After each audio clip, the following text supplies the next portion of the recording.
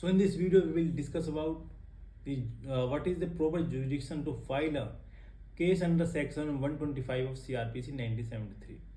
CRPC 19 section 125 of CRPC 1973 states about order for maintenance for wives, children and parents. So what is the proper jurisdiction to file a case under section 125 for maintenance? So section 126 of CRPC 1973 states about the procedure.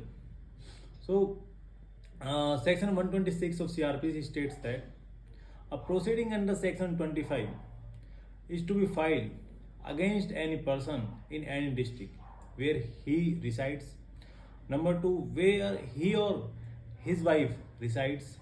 Number third, where he or his wife resides last time together.